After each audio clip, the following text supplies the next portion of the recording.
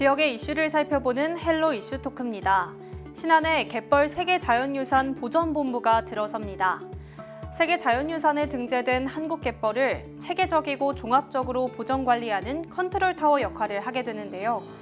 보전본부가 들어서면 경제효과 등 지역에 미칠 영향은 어느 정도일지 초당대학교 경영학과 김판진 교수와 함께 자세하게 이야기 나눠보겠습니다. 교수님 안녕하십니까? 예, 안녕하십니까? 네, 최근 해양수산부가 공모한 이 갯벌 세계자연유산 보전본부 설립지로 우리 신안이 이제 선정이 됐잖아요.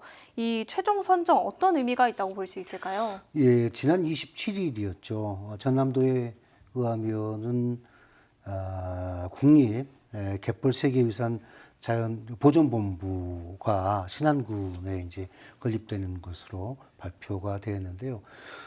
이번 그 유치는 일단은 우리 전남의 갯벌, 특히 그 신안의 갯벌이 유네스코 세계 자연유산에 선정된 것과 더불어서 갯벌 정책에 우리나라 갯벌 정책의 중심으로서 역할을 수행할 수 있는 계기를 마련했다는 데에서 의미가 있다고 할 수 있겠습니다.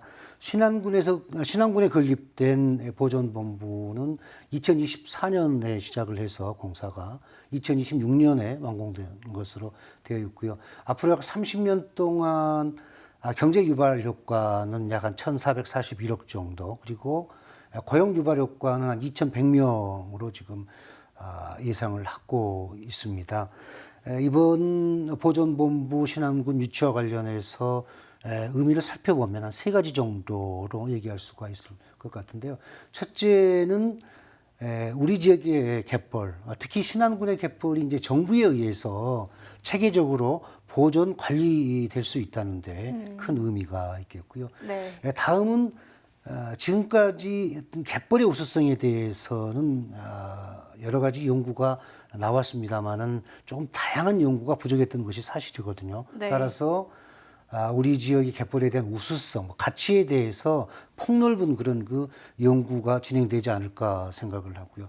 또 끝으로는 아무래도 갯벌과 관련해서 갯벌을 이용해서 관광 상품화를 만들어서 지역 경제 발전에 기여할 수 있는 그런 계기를 마련했다는 데에서, 즉 관광 산업 활성화와 지역 경제 발전이라는 두 마리의 토끼를 동시에 잡을 수 있는 그런 계기를 마련했다는 데에서 큰 의미가 있다고 할 수 있겠습니다. 이제 지난해에는 신안과 그리고 전남 지역에서 본다면 보성 순천 갯벌이 유네스코 세계자연유산으로 등재가 됐잖아요. 이 부분도 한 번 더 짚어주시죠. 예, 작년 7월 26일로 제가 기억을 하는데요. 신안 갯벌뿐만 아니라 보성 순천만 갯벌도 네. 유네스코 세계 자연유산에 선정이 됐었는데요. 작년 7월 26일이니까 벌써 1년이 훨씬 넘었죠. 네. 당시에는 뭐 금방 뭐 관광 상품화를 시킬 것 같고 또 지역 경제 활성화에 도움이 될 거라고 굉장히 좀 우리가 기대도 했었고요. 네. 굉장히 좀 뭐라 그럴까요? 좀 떠들썩했었죠, 지역계에서. 네. 그런데 1년이 지난 지금 갯벌의 우수성에 대해서 심포지움이라든지 또 학술 세미나 같은 이런 행사 개최를 뭐 신안군이나 순천시 차원에서 했다는 것은 제가 아직 듣지를 못했습니다. 상당히 안타까운 그런 부분입니다. 사실 우리 지역의 갯벌이 타 시도에는 없는, 우리만이 보유하고 있는 갯벌이 유네스코 세계 자연유산에 선정됐다고 하는 그 하나만으로도 큰 의미가 있고, 네. 그것을 이용해서 지역 관광산업의 활성화라든지 지역 경제 발전에 기여할 수 있는 충분한 조건을 갖췄는데도 아직은 해당 지자체에서 그에 대한 갯벌을 이용한 그런 부분에 있어서는 조금 소극적이지 않았나 생각을 들고요. 이제부터라도 갯벌을 이용한 여러 가지 그 다양한 그런 그 관광 상품화, 그리고 또 지역 발전에 기여할 수 있는 그런 방안을 강구할 필요가 있다라고 생각을 합니다. 네, 전남 지역 갯벌 두 곳이 이렇게 유네스코 세계 자연유산으로 등재가 됐기 때문에 우리 전남의 보전본부가 조성되는 게 조금 더 의미 있지 않나라는 예. 생각이 드는데요. 예. 이 세계 유산이 범세계적으로 보존돼야 할 주요 유산으로 인정된 거잖아요. 그래서 그만큼 가치 있는 것들을 좀 보존하는 게 중요할 것 같은데 전남 지역의 자연유산과 그리고 역사나 문화가 많은데 이것들을 보존하기 위해서는 어떤 게 더 필요하다고 보시나요? 예, 이번 신안군의 국립 갯벌 세계 그 자연유산 보존본부 건립은 분명히 어떤 부분에서라도 경제적으로 플러스로 작용을 하게 될 겁니다. 따라서 이 소식에 대해서 기뻐하고 환영할 수밖에 없는 거고요. 그러나 또 마냥 기뻐할 수 없는 것이 이제 정부가 어떤 컨트롤 타워를 가지고 우리 지역의 갯벌을 관리하다 보면 분명히 보존적인 측면에서 포커스를 맞출 수밖에 없으니까 우리 지역의 주민들의 어떤 재산상의 생존권 관련해서 분명히 어떤 피해를 받을 수도 있을 거거든요. 따라서 우리 갯벌뿐만 아니라 우리 지역의 소중한 자연유산이 온전히 보존될 수 있는 그런 그 방안을 강구를 해야 되는데요. 그러기 위해서는 첫째는 해당 지자체들의 역할과 책임이 굉장히 중요합니다. 특히 이제 갯벌 같은 경우는 신안 군수님이나 또 순천시장님의 역할이 굉장히 중요하겠죠. 또한 우리 지역의 주민들도 전 세계적으로 이제 인정을 받은 우리 지역의 자연유산, 특히 이제 갯벌 같은 경우에 대해서 좀 자긍심을 좀 가져야 된다고 그래서 생각을 합니다. 그래서 조그만 어떠한 뭐 손해라고 그럴까요? 피해 정도는 어느 정도 감수하고 좀 대승적인 차원에서 정부의 정책도 지자체의 정책에 대해서 적극적으로 지지할 필요가 있다라고 생각을 합니다. 제가 우리 지역의 갯벌 등과 같은 자연유산의 보존에 대해서 또 말씀을 드리니까 섬에서 거주하고 계신 분들 사실 섬에서 태어났다는 그 이유 하나만으로 상당한 불편을 느끼고 또 많은 또 애로사항을 갖고 계시고요. 또한 또 희생과 양보를 지금까지 하셨던 섬 주민들은 또 보존이냐, 어디까지 보존이냐라고 네. 말씀하실 텐데요. 맞습니다. 우리 섬에서 거주하고 계신 여러분들의 생각, 뜻이 분명히 맞고요. 저도 그 부분에 대해서 동의를 하는데요. 따라서 이제는 보존만의 능사가 아니라고 생각을 합니다. 이제는 섬 관련해서는 보존과 개발이 병행이 돼야 된다고 생각을 하고요.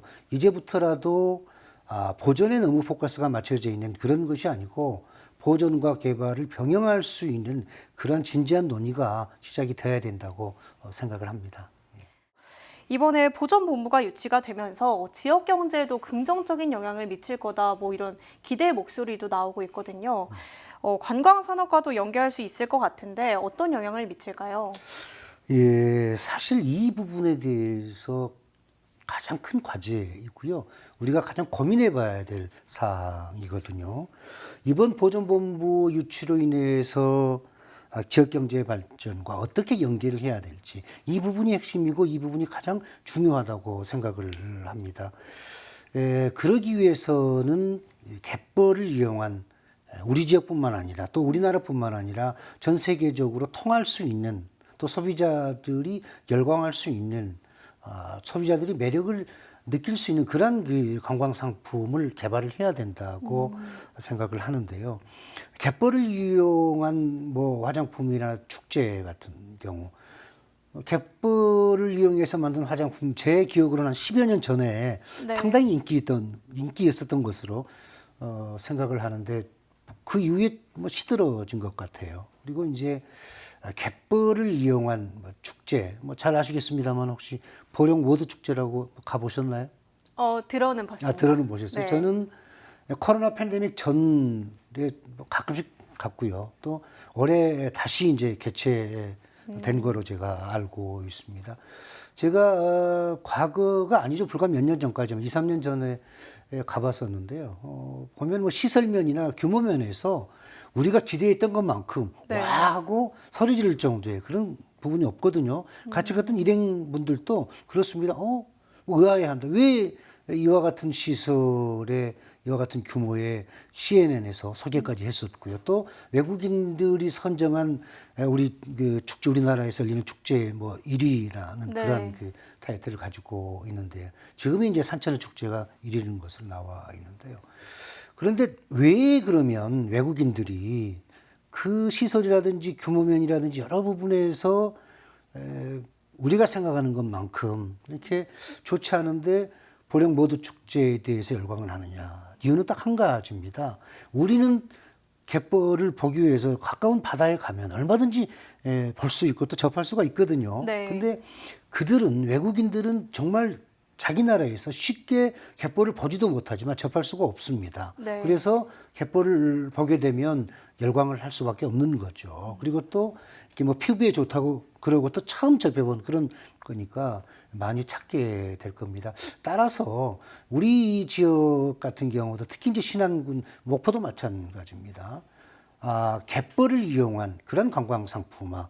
예를 들어서 코로나 팬데믹 상황이 어느 정도 좀 수그러들어서 정상화된다면 무안국제공항을 통해서 아마 중국인 관광객들이 갯벌을 체험하기 위해서 우리 지역을 많이 찾게 될 겁니다. 그래서 뭐 갯벌 체험장이라든지 뭐 갯벌을 이용한 찜질방 그리고 뭐 캠핑장 또 해수탕 같은 경우를 운영을 하게 된다면 외국 관광객, 우리나라 관광객뿐만 아니라 외국 관광객을 유치할 수 있는 그러한 좋은 조건을 만들 수 있지 않을까 이렇게 생각을 합니다. 이렇게 여러 가지 상황을 보더라도 이 갯벌을 이용한 관광 산업이 지역에 긍정적인 효과를 불러일으킬 것 같은데요. 또 관광 산업과 관련해서 말씀을 해주신 만큼 하나만 더 여쭤보도록 예. 하겠습니다.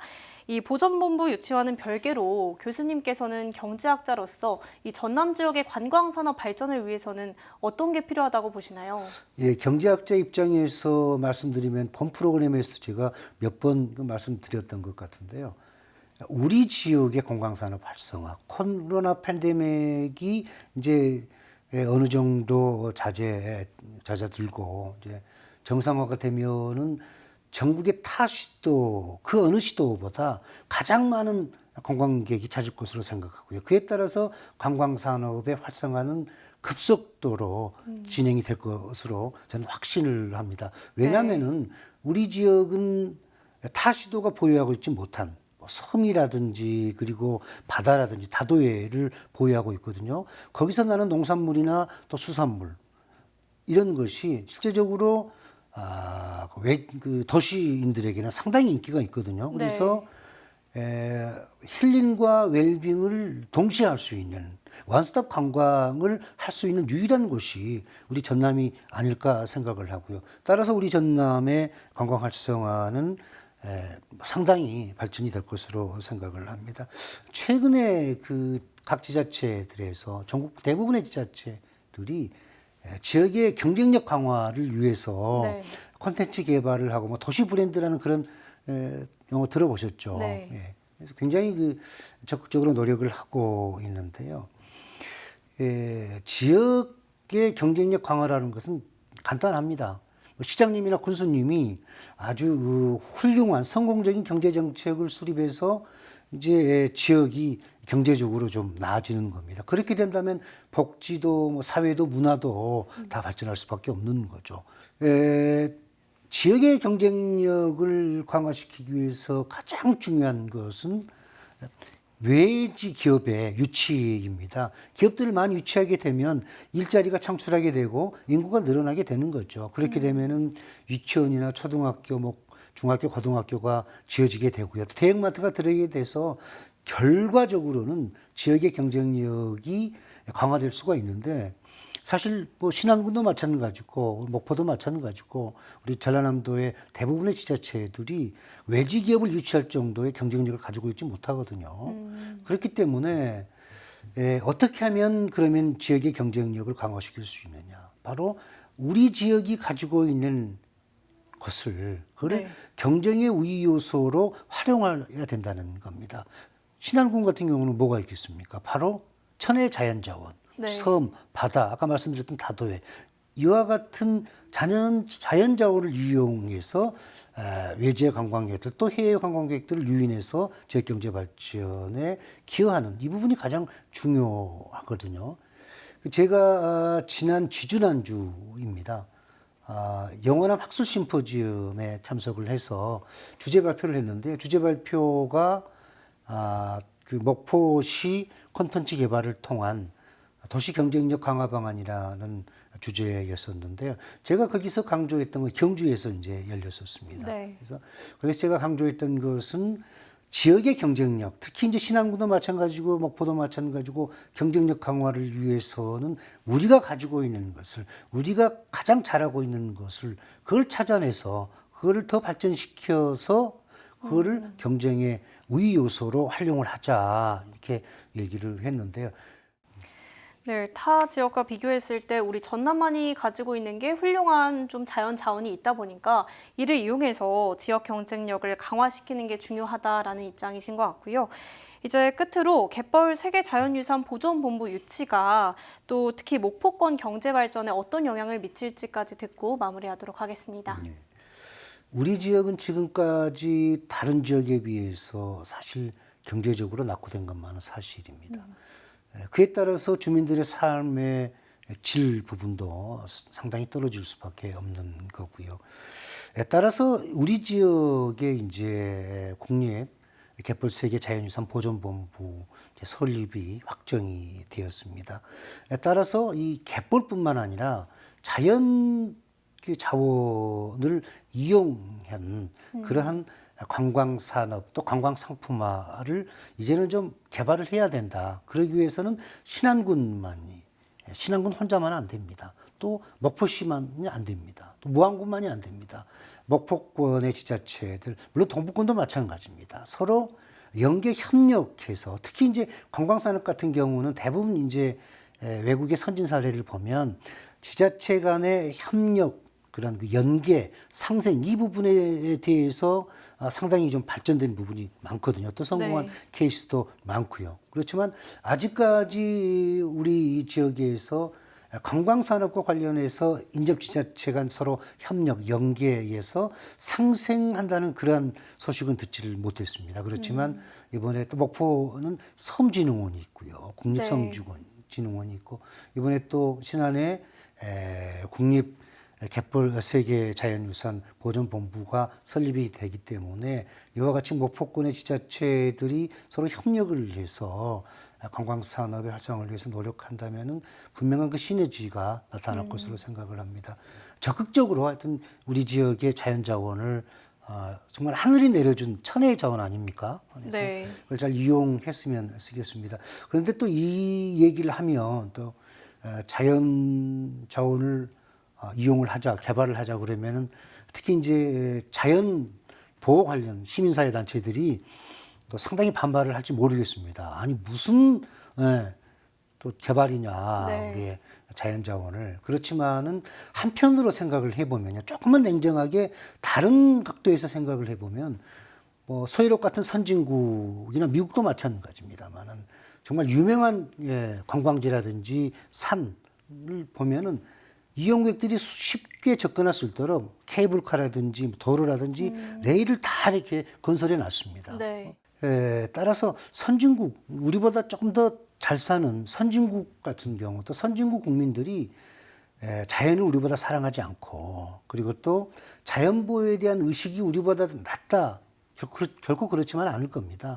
그들은 아마 지역의 자원을 어느 정도 개발을 해서 경제를 활성화시켜서 관광객을 유치해서 활성화시켜서 주민들의 어떤 그런 삶에 조금이라도 플러스 되게 한 그런 그 배려 차원에서 자연자원을 개발하지 않을까 생각을 합니다.